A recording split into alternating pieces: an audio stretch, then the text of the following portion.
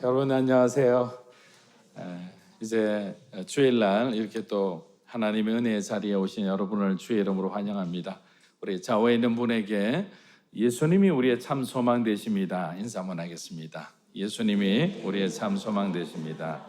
자, 오늘은 제가 마지막 강의 시간이라 기도 한번 하고 시작하겠습니다.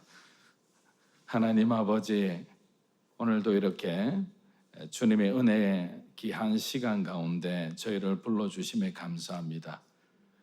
바울을 통해서 하나님께서 깨닫게 해주신 귀한 말씀들을 우리의 삶 가운데 적용하고 열매 맺는 그러한 삶을 살아갈 수 있도록 은혜 내려 주시옵소서. 처음부터 끝까지 우리 하나님 한 분만이 영광 받으실 줄 믿고 의지하며 살아계신 예수님의 이름으로 기도합니다. 아멘. 빌립보서 강해가 총 20강으로 오늘 우리가 말씀을 마무리하게 됩니다. 사실 짧은 4장으로 구성되어 있지만 너무나도 주옥 같은 그런 바울의 하나님을 향한 그러한 신앙 고백, 그리고 빌립보 성도들을 향한 애틋한 사랑의 마음을 우리가 느낄 수 있었던 것 같습니다. 사실 본인이 사형의 위기에 처해 있음에도 불구하고 자기 자신의 처지를 원망하지도 않고 또 비관적으로 바라보지도 않고 오히려 하나님을 향해서 또 빌립보 교인들을 향해서 그런 믿음의 권면을 할 수 있다는 것은 때로는 경탄을 넘어서 좀 사실 마음에 의문이 들기도 합니다. 어떤 믿음을 가졌기에? 혹시 하나님께서 바울을 특별히 사랑하셔서 우리가 모르는 그러한 믿음의 은혜를 주셨나, 이런 생각까지도 우리가 들 때가 있습니다.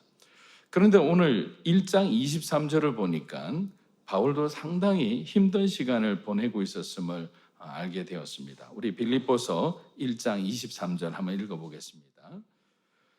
내가 그 둘 사이에 끼었으니 차라리 세상을 떠나서 그리스도와 함께 있는 것이 훨씬 더 좋은 일이라 그렇게 하고 싶으나. 저는 이 1장 23절을 읽을 때마다 바울의 굉장히 인간적인 모습이 보여서 너무나 마음에 와닿았습니다. 그렇게 하고 싶으나, 여기 사실 바울의 마음이 숨어 있잖아요. 바울에는 2가지 선택이 있었습니다. 어차피 바울은 죽으나 사나 주님을 위해 살아가는 인생이었어요. 이미 그렇게 결단했고 그렇게 용감하게 정말 아무런 불평 불만 없이 후회 없이 살아가던 인생이었습니다. 사명에도 변함이 없습니다. 그런데 만일 자신에게 둘 중 하나를 선택하라면 자신은 주님 품으로 돌아가고 싶다고 얘기하는 거예요. 가끔씩 저와 여러분들도 주님의 품이 그리울 때가 있잖아요. 너무 힘들고 힘들어서 어찌 할 바를 모를 때는 하나님 그냥 저를 그냥 데려가시면 안 되겠습니까? 라고 마치 넋두리 하듯이 우리가 고백할 때도 있는 거예요. 세상을 떠나서 그리스도와 함께 있는 것이 훨씬 더 좋은 일이다. 이것이 내 진심이지만, 하지만 너희와 함께 있는 것이 하나님 보시기에 더 유익한 길이라면 나는 나의 유익을 내려놓겠다라는 겁니다. 이 말엔 바울의 깊은 고뇌가 포함되어 있죠. 바울은 오랜 감옥 생활로 사실 지쳐 있습니다. 육체적으로 정신적인 그런 어떤 피로도도 점점 높아져 가고 있어요. 그런데 그때 하나님께서 반전을 일으키는 거죠. 기대하지 않았던 빌립보 교회로부터 에바브로디도가 온 거예요. 그리고 엄청난 큰 헌금을 가지고 온 거예요. 그때 이제 바울이 느낀 거죠. 식어가던 꺼져가던 바울의 그 하나님을 향한, 복음을 향한 그 심지에 다시 불이 붙기 시작했습니다. 왜냐하면 어떻게 보면 바울은 여기서 내 사명이 끝나는 것은 아닌가라는 생각을 충분히 할 수도 있었던 거예요. 그런데 사람을 보내왔을 때 그 사람이 결국에는 바울에겐 복음이었던 거죠. 하나님의 끊어지지 않는 사랑. 아직도 내게 하나님께서 맡기실 일이 있구나라는 생각을 하게 된 거죠. 바울은 3차 전도 여행을 끝낸 상태에서 가이사랴 빌립보라는 곳에서 2년간 감옥에 갇힙니다. 그리고 그때 깨닫습니다. 하나님께서 나를 로마로 보내주시겠구나. 그래서 로마로 가기 위해서 자기는 스스로 바울은 시민권자, 로마 시민권자라는 것을 비로소 그때 밝히게 됩니다. 그리고 어마무시한 정말 어려운 과정, 여러분들이 잘 아는 그 유라굴라 광풍을 만나면서 죽음의 고비를 넘겨서 겨우겨우 도착한 것이 로마였는데, 이 로마 감옥의 옥중 생활이 만만치 않았던 겁니다. 그리고 3년이라는 세월이 지났어요. 5, 6년 이상을 감옥 생활을 한다는 것은 굉장히 힘든 시간이죠. 바울의 상태가 그만큼 어려운 상태인 겁니다. 그리고 다메섹에서 회심한 이후 지금 이 글을 쓰는 바울은 28년이라는 세월을 주님을 위해서 봉사했습니다. 아마 이렇게 생각할 수도 있을 거예요. 주님, 28년이라는 시간 동안에 평범한 삶도 아니고 수많은 전도 여행을 다니면서 많은 핍박과 박해를 받았고 죽을 고비도 넘겼는데 이 정도 주님을 섬겼으면 이제 내가 하나님 앞에 가도 떳떳하지 않겠습니까? 라는 그런 마음이 들 수도 있는 거죠. 감옥에서 홀로 있으면서 늘 같이 있었던 게 아니잖아요. 항상 우리는 언제 시험에 들기 쉽냐면 저와 여러분이 홀로 있을 때예요. 홀로. 외롭잖아요. 쓸쓸하잖아요. 이런 저는 생각이 많이 나거든요. 아마 이렇게 고백했을 것 같아요. 저는 주님, 저를 데려가면 안 되겠습니까? 사역이 힘들어서도 아닙니다. 인간관계가 힘들어서도 아닙니다. 재정이 부족해서도 아닙니다. 제 안에 제 자신이 감당하지 못하는 육체의 소욕이 주님이 지금까지 내게 베푸신 그 은혜를 내가 잘못하게 할까 봐 죄를 지을 수 있다는 말이에요. 바울 스스로 자기의 연약함을 인정하는 거죠. 혹시 지나온 그 일들로 인해서 하나님 내가 높아질까 두렵습니다. 수많은 교회들과 성도들에게 그리스도를 믿는 올바른 신앙생활에 대해서 앞장서서 내가 전했는데 축복의 통로, 은혜의 통로로 하나님께 쓰임받았는데 마지막에 나의 모습이 거룩하지 못하다면, 구별되지 못하다면, 하나님 앞에 영광이 되지 못하다면 저는 차라리 지금 이 세상에서 마지막 시간을 보내는 것이 더 낫다고 생각합니다 라고 고백하는 거예요. 열심히 달려왔지만 마지막 모습이 거룩하지 못한 사람이 있어요. 세상 가운데 막 살다가 마지막에 회개해서 하나님 앞에 정말 구별된 모습으로 장렬하게 순교하는 그런 그리스도인들도 많았습니다. 저와 여러분은 어떤 삶을 선택하겠습니까? 바울은 지금 자기의 마지막 삶이 하나님 앞에 정말 영광스러운 그런 삶을 살기를 마지막까지 하나님 앞에 호소하고 있는 거예요. 사랑하는 여러분, 빌립보서 4장 전체 주제가 뭐라고 그랬죠? 한 단어이죠. 기쁨이라고 그랬습니다. 기쁨. 네, 기쁨의 서신이라고 부르는 이 빌립보서에 바울은 한 장 한 장마다 메시지를 담았습니다.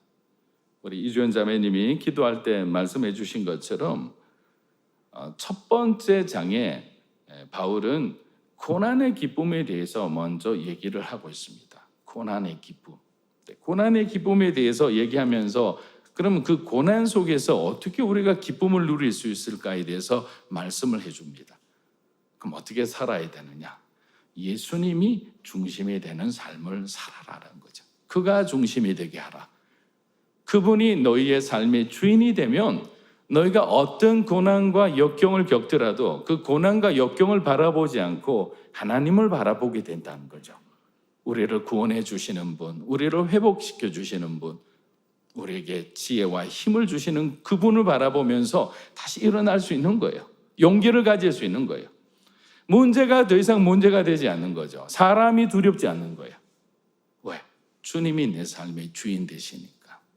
그 순간마다 하나님이 공급해 주시는 힘으로 우리는 그 고난을 넘어가는 거죠. 근데 만약에 그리스도가 중심이 되지 않고 내가 중심이 되거나 세상이 중심이 되면 우리는 환경과 상황에 따라 흔들리게 됩니다. 두려워하게 되는 거죠. 세상 걱정, 염려로 가득 찬 그런 미래가 불투명한 삶을 살아갈 수밖에 없는 거예요. 그리고 2장에 와서 2장은 정말 주옥 같은 표현들이 너무나 많이 있잖아요. 2장에서는 섬김의 기쁨에 대해서 얘기합니다. 저와 여러분 누군가를 섬길 때 어떻게 하면 정말 주님의 마음으로 섬길 수 있을까요?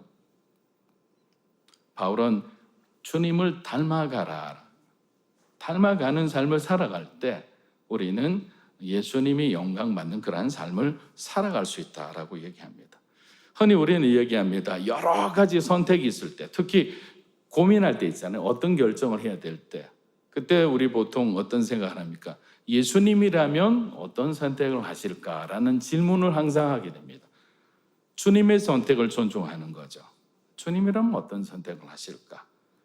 그것을 바울은 이렇게 표현합니다. 빌립보서 2장 5절에 보니까 너희 안에 이 마음을 품어라. 곧 그리스도 예수의 마음이니. 예수의 마음이다. 예수의 마음을 저와 여러분이 가지면 우리는 어떤 변화된 삶을 살아갈까요? 평소 때 저와 여러분의 마음은 굉장히 본능적입니다. 그리고 자극적입니다. 그리고 세상적입니다. 근데 주님의 마음이 왔을 때는 우리의 어떤 관점이 변화되게 되는 거죠. 생각이 변화되게 되는 거죠. 저와 여러분의 마음의 중심이 변화되게 되는 거죠. 그래서 그 예수님의 마음을 품고 나아갈 때 우리는 그동안에 그 풀리지 않던 그 인간관계가 풀어지는 것을 보게 되는 거죠. 왜? 상대방이 변한 게 아니라 결국 저와 여러분이 예수 안에서 내가 변한 거잖아요. 그 변화를 보고 자극을 받고 도전을 받고 깨달은 사람들이 결국에는 그 가정의 변화의 중심이 되는 거예요. 나라와 민족의 변화의 중심이 되는 거죠. 근데 끝까지 우리가 원망하면서 상대방이 변하기를 원한다면 아무런 변화가 일어나지를 않는 거예요. 그래서 바울은 잘 아는 거죠. 예수의 마음을 품어라. 우리 저와 있는 분에게 예수 그리스도의 마음을 품으십시오 하면 인사하겠습니다. 네, 이 주님의 마음을 품고 나면 이제 3장에 들어가니까 바울이 친밀함의 기쁨에 대해서 이야기합니다. 자, 우리 사실 친한 사람들에게는 특별한 호의를 갖게 됩니다. 우리 보통 하나님의 은혜, 하나님의 은총 이걸 구별해서 사용하잖아요. 은혜는 누구에게나 공평하게 주시는 거예요. 은총은 favor라 해서 특별히 내가 마음이 가는 사람들이 있어요. 내가 챙겨주고 싶은 사람들. 그런 사람에게 하나님이 은총을 베푸신다는 거죠. 그래서 저는 여러분의 자녀들을 위해 기도할 때 하나님 앞에 은총받은 자녀가 되게 그렇게 기도했으면 좋겠어요. 은혜는 받았는데 은총을 받는 자의 삶을 사는 거예요. 하나님께서 특별히 주목하고 관심받는 자의 삶을 살아갈 때 그 사람의 삶은 당연히 다를 수밖에 없어요. 가만히 있는데 여러분들이 그냥 정말 아무것도 없는 어떤 자원이 없는 가운데서 살아가는 것과 엄청나게 누군가가 여러분에게 필요한 것을 계속 공급해 주신다고 생각해 보십시오. 출발점 자체가 다르게 되는 거예요.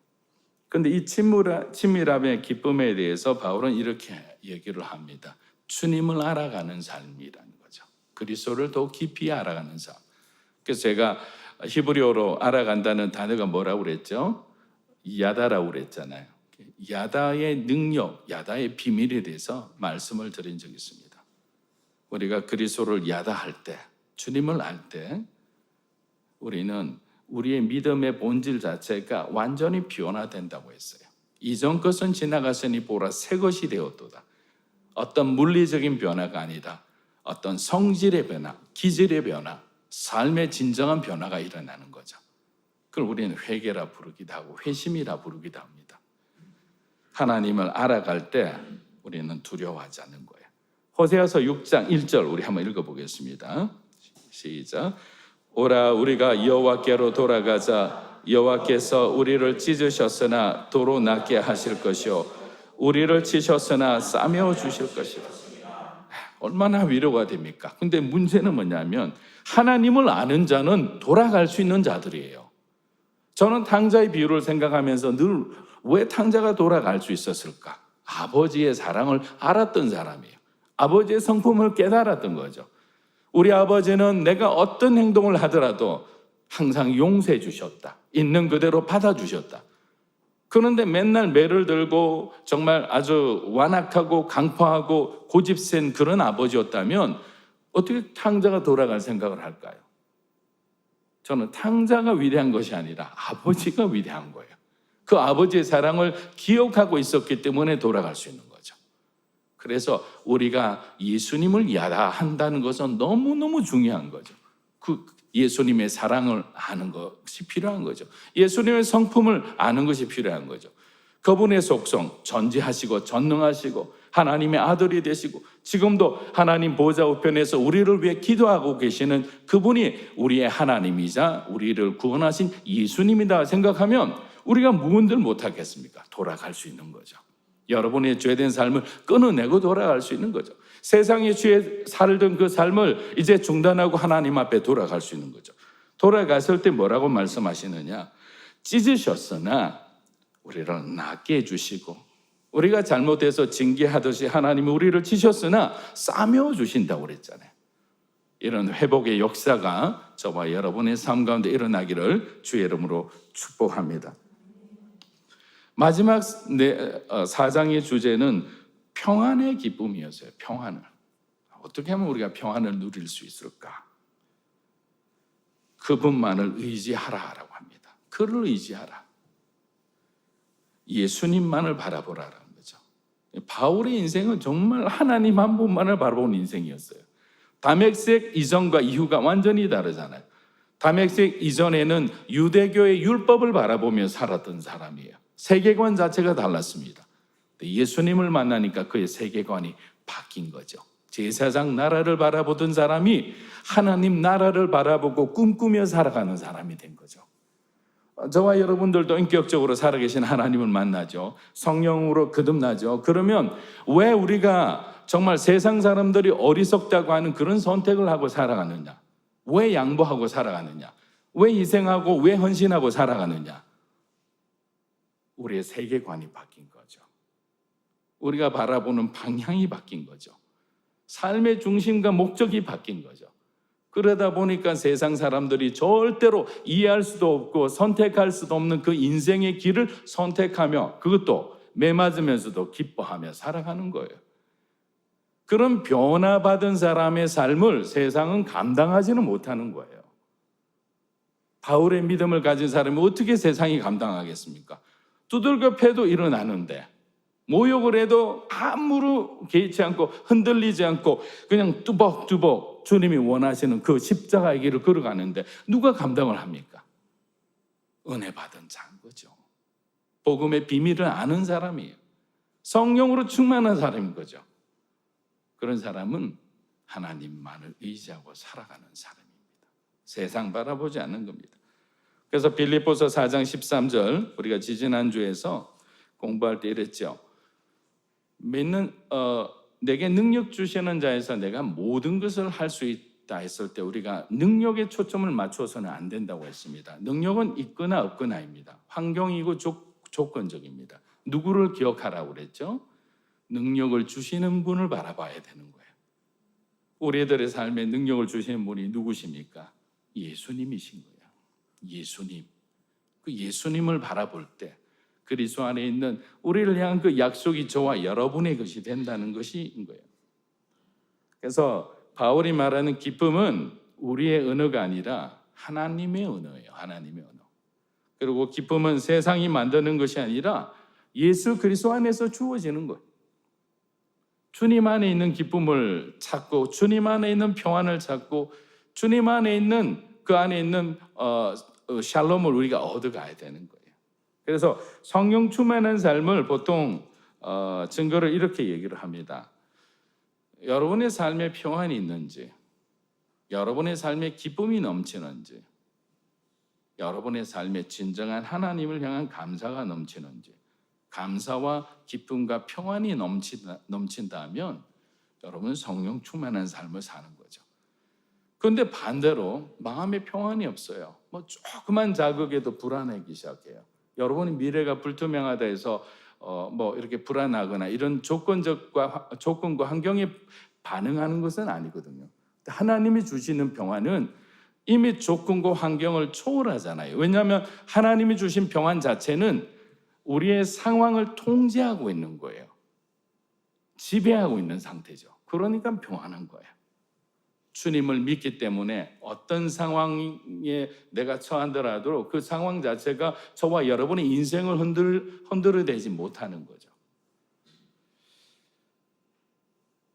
그래서 하나님 앞에 이런 질문을 하는 사람이 있습니다. 하나님, 믿음의 사람들을 구별해서 복을 주신다고 했는데 왜 악인들은 저렇게 형통하는데 우리 믿는 자의 삶은 이렇게 고난의 구덩이에 항상 밀어넣고 어렵고 힘든 시간을 꼭 겪게 하십니까? 저만 그런 질문을 하나요? 아니잖아요. 우리 안에 너무 이런 질문이 많아요. 왜냐하면 우리가 살고 있는 세상이 바벨론과 같은 환경이라면, 아니 믿음의 사람들이 더욱더 빛을 발휘하려면 우리가 잘 돼야 되지 않습니까? 많은 사람들이 우리를 주목하는데 믿는 자의 삶은 자꾸만 어려워지고 믿지 않는 자의 삶은 정말 자꾸만 흥해진다면 누가 믿는 자의 삶을 선택하며 살려고 하겠습니까? 라는 거죠. 근데 이에 대해서 미국의 노스코스트 교회의 담임 목사님이신 그 레리 오스본이란 목사님이 지은 책에서 하박국 선지자의 질문을 통해서 우리에게 답변을 해주고 있어요. 여러분 잘 알다시피 하박국 선지자는 당시에 이스라엘 민족의 죄악을 너무나 잘 알고 있었어요. 반복되는 하나님의 경고에도 불구하고 이스라엘이 돌이키지 않자 점점 하나님의 심판이 다가오고 있음을 직감합니다. 자, 여기까지는 괜찮아요. 그런데 하나님이 갑자기 뭐라고 말씀하시냐면 내가 바벨론을 들어 예루살렘을 정복하겠다라고 하는 거예요. 자, 여기서 여러분과 저는 무엇이 걸릴까요? 자, 하박국은 왜 악인을 통해서 하나님의 선민을 이렇게 망하게 하시느냐, 이 하나님의 선택에 대해서 물음표가 생긴 거죠. 그러면 그 사람들이 하나님을 조롱하지 않겠냐고. 말도 안 되는 이런 상황을 하나님 왜 만들어 가시냐고. 자, 우리도 마찬가지입니다. 저와 여러분의 인생을 이끌어 가실 때 하나님이 이끄시는 방법들에 대해서 우리가 100% 동의하고 가나요? 그렇지 않습니다. 이해 안 되는 거 많습니다. 하박국 1장 13절 우리 한번 읽어보겠습니다. 시작. 주께서는 눈이 정결하심으로 악을 참아보지 못하시며 패역을 참아보지 못하시거늘 어찌하여 거짓된 자들을 방관하시며 악인이 자기보다 의로운 사람을 삼키는데도 잠잠하시나이까. 하박국은 하나님이 이스라엘의 백성의 이 죄를 심판하시겠다고 해서 충격을 받은 것이 아니라 이스라엘의 죄는 당연히 심판을 받아 마땅하다고 생각을 했어요. 그런데 이해하기 힘들었던 것은 앞서 말씀드린 것처럼 하나님의 방법이었어요. 하나님의 방법. 조금만 가면 금방 도착하는 길을 40년 동안 이렇게 빙글빙글 돌게 하는 것도 이스라엘 백성들이 이해 안 되는 하나님의 방법입니다. 여러분들의 삶 가운데서도 계속적인 그 어려움에 반복되는 그러한 상황들도 또 하나님께서 쓰시는 방법 중에 하나예요. 그냥 살짝 치시면 되는데 어마어마한 몽둥이로 여러분 한번 때린다고 생각해 보세요. 휘청거릴 정도로. 우리의 삶이 흔들릴 정도로. 다른 사람은 1년에 한두 번 겪을까 말까 하는 그런 어려움을 여러분 매달 여러분의 삶 가운데 그런 어려움이 닥쳐온다고 생각해 보세요. 여러분 정말 그 여러분에게 어려움을 주시는 여러분의 삶을 이렇게 힘들게 하시는 하나님을 올곧게 의심 없이 불만 없이 끝까지 믿을 수 있겠습니까? 인생의 물음표가 생기는 거예요. 우리의 좁은 생각으로는 하나님의 뜻을 정말 100% 이해하지 못합니다. 그런데 하박국은 그 시간을 통과하면서 하나님의 마음을 이해하기 시작합니다. 좀 길지만 우리 잘 아는 하박국 3장 16절에서 19절 한번 읽어보겠습니다. 시작. 내가 들었으므로 내 창자가 흔들렸고 그 목소리로 말미암아 내 입술이 떨렸도다. 무리가 우리를 치러 올라오는 환난 날을 내가 기다림으로 썩이는 것이 내 뼈에 들어왔으며 내 몸은 내 처소에서 떨리는도다. 비록 무화과 나무가 무성하지 못하며 포도나무에 열매가 없으며 감람나무에 소출이 없으며 밭에 먹을 것이 없으며 우리의 양이 없으며 외양간에 소가 없을지라도 나는 여호와로 말미암아 즐거워하며 나의 구원의 하나님으로 말미암아 기뻐하리로다. 주 여호와는 나의 힘이시라. 나의 발을 사슴과 같게 하사 나를 나의 높은 곳으로 다니게 하시리로다. 이 노래는 지휘하는 사람을 위하여 내 수금에 맞춘 것이다. 아멘.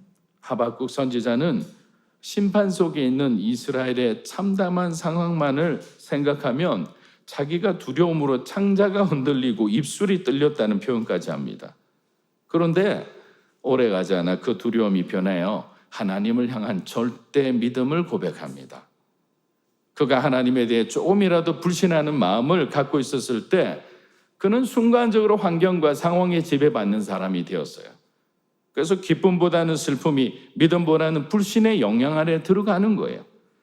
17절의 상황만을 보면 18절, 19절의 고백은 사실 연결이 잘 되지 않습니다.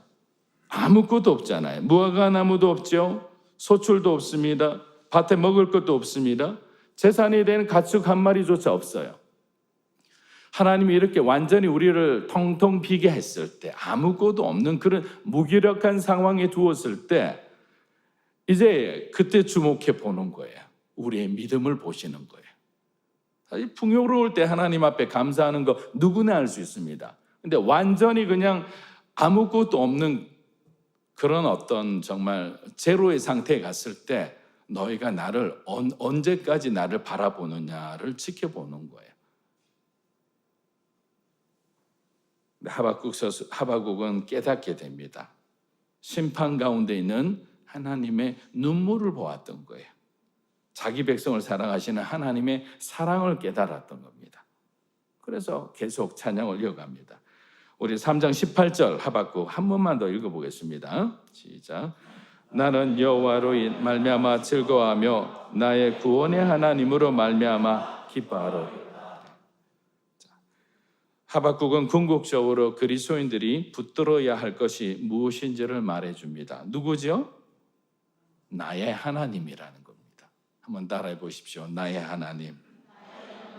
천하를 가진 더 우리 영혼이 구원받지 못하면 무엇하겠습니까? 우리가 가끔 TV나 인터넷 매체 보면 발표되는 세계 100대 부호가 누구인지 우리들의 어떤 말초적인 것을 굉장히 이렇게 건드리는 그런 뉴스들이 화제가 됩니다. 그런데 만약에 질문을 하고 싶어요. 천년 만년 그렇게 영원히 살 수 있을까요? 이러한 부를 유지한 채 살아갈 수 있는 시간은 길어야 30년, 40년입니다.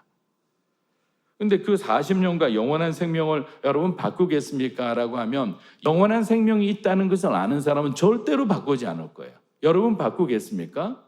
안 바꿀 거예요. 잠시 잠깐 불편한 삶을 살더라도 주님과 함께 우리가 가야 할 그 본향, 그날을 바라보고 살아가는 그 소망이 너무나 좋기 때문인 거예요. 예전에 이런 기사를 들은 적이 있습니다. 억만장자예요. 그 사람이 이런 조건을 내들은 거죠. 만약에 젊은 사람의 1년과 바꿀 수 있다면 나는 내 돈 100억이라도 내어놓을 수 있다고 이야기하는 거예요. 젊은 사람의 그 1년과 자신의 돈 100억과도 바꿀 수 있다는 거예요.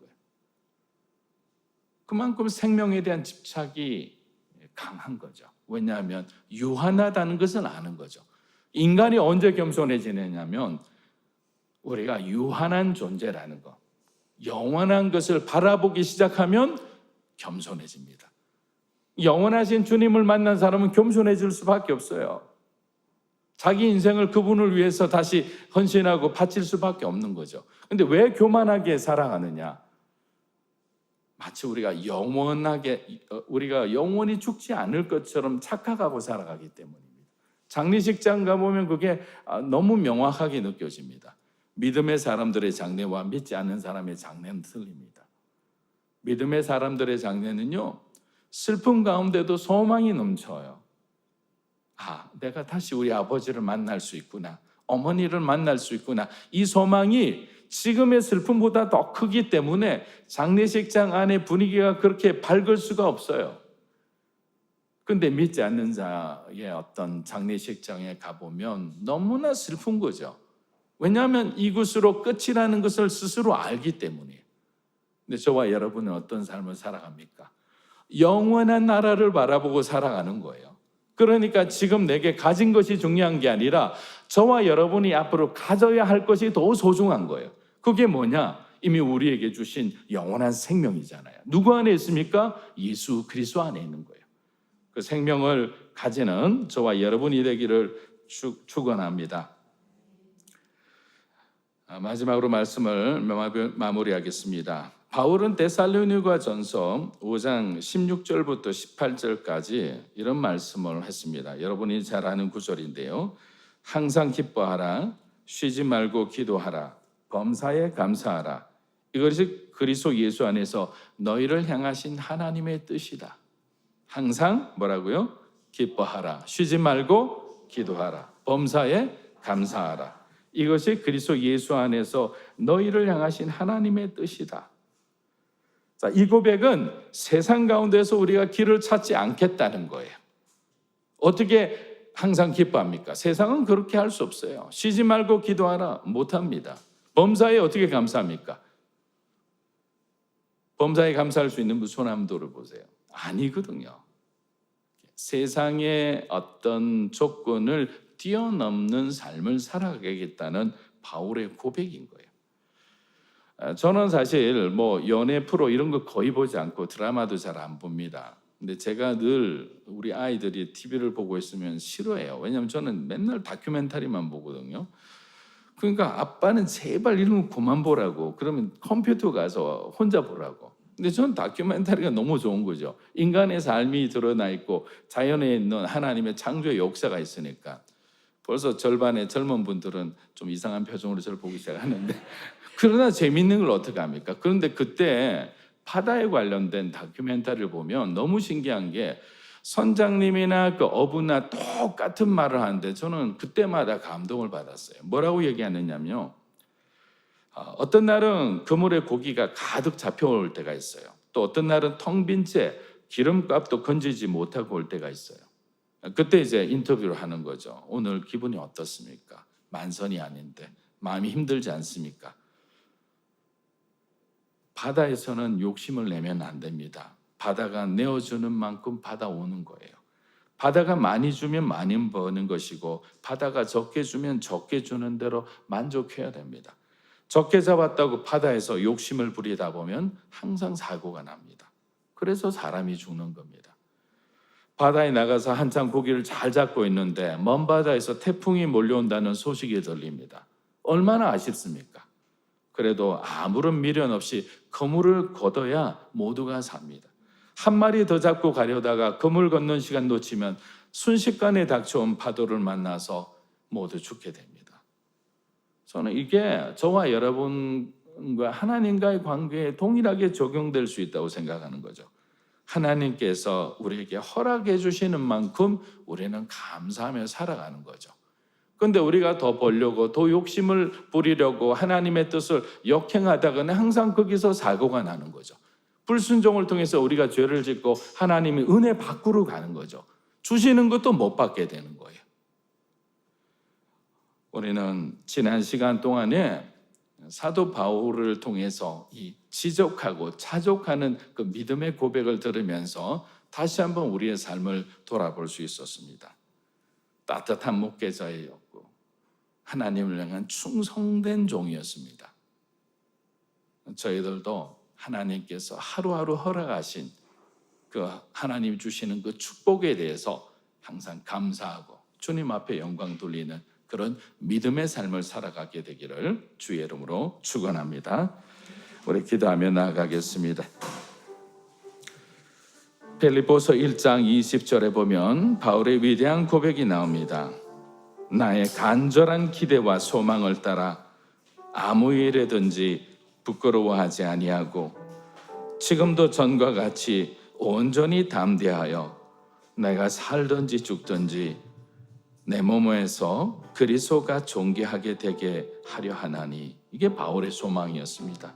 살든지 죽든지 나의 더러운 육체를 통해서 우리 주님이 존귀하게 되는 그러한 삶을 살게 하나님 내 마음을 붙들어 주십시오. 내 삶을 붙들어 주십시오. 내 생각을 붙들어 주시고 내 마음을 붙들어 달라고 그는 간절히 기도했던 겁니다. 오늘 시간 하나님 앞에 기도하는 것은 하나님 우리도 바울의 고백처럼 예수 그리스도가 우리 안에 살아있는 그러한 삶을 살게 도와주십시오. 세상을 향한 마음이 있다면 이제 멈추어 주시고 이제 우리의 남은 인생이 하나님만을 바라보면서 주님이 원하시는 그 십자가의 길을 감사함으로 믿음으로 걸어갈 수 있도록 하나님 함께하여 주시옵소서. 우리 함께 기도하겠습니다.